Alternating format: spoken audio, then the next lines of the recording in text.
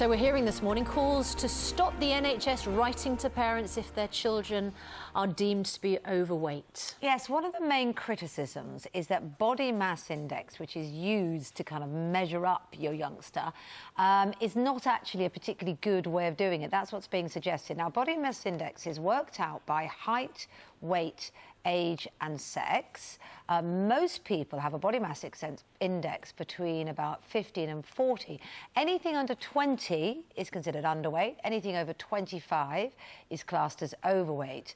But BMI has been criticised because it doesn't give any indication of body fat levels. And because muscle weighs more than fat, former England captain Johnny Wilkinson, for instance, who has a BMI of 28.4, technically would be overweight.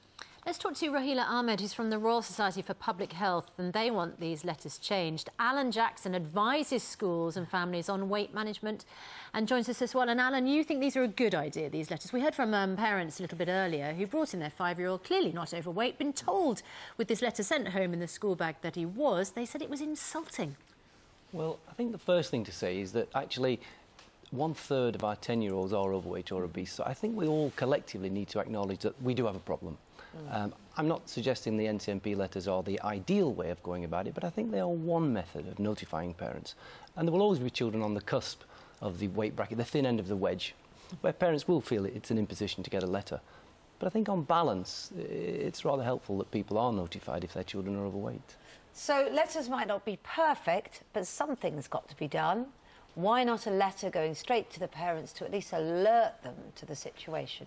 Absolutely. So sending the letter out in itself is not something that we want to see abolished, but it's the way it's done. And I think you've already said that there have been comments around that. So maybe a phone call beforehand, but most importantly, having some supporting information, some signposting, and also what does that mean? So sending people on to other services. They do have that. That is included in it, but it's still the act of getting the letter itself that people don't like. Yeah, so that's always going to be the case, but the practice is very variable.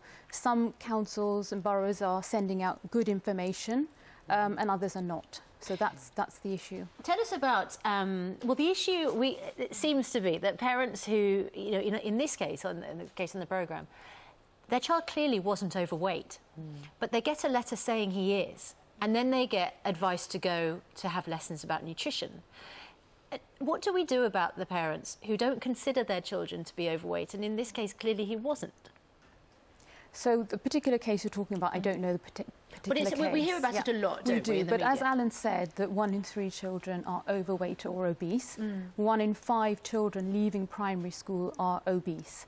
So that's a large proportion, a significant proportion. And the body mass index, by and large, is a good measure at the public health level. So you mean in general terms, so at the it's a good measure. Level, there can the problem be is we're dealing with individual problems. That's the problem with youngsters, isn't it? You send a letter out to one parent, they think that what a lot of rubbish, toss it away. You send out another parent, they spend all night crying because they feel like a failure. You send a letter out to another parent who thinks, actually, that's quite helpful. You know, this is the crux of it, isn't it? You're absolutely right, and this is why we're talking for a revision of the way it's sent out. But also, I think what we really have to think about the context in which that letter is sent out. We live in an environment which promotes unhealthy weight, so everything around us is promoting unhealthy weight. We've got to make some changes around that instead of just targeting all at the individual. Let's just deal with the one issue of how to contact parents at the moment, because that's a huge debate. I mean, Amy Steele says letters are disgusting because, according to BMI, my daughter is currently overweight. But what I actually find is she gains weight over a short period and then she suddenly has a growth spurt and then suddenly looks incredibly slim.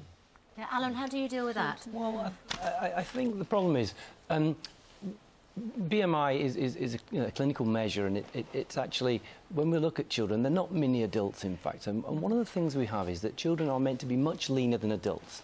Obesity now has become normalised, so it's normal to be overweight. So parents look at themselves and think, well, I'm a little overweight, I'm OK.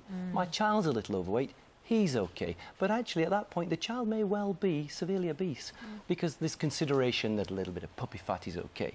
So there's a mismatch between the clinical reality of how much weight a child should have and what a perception of a parent is. there's a huge mismatch there.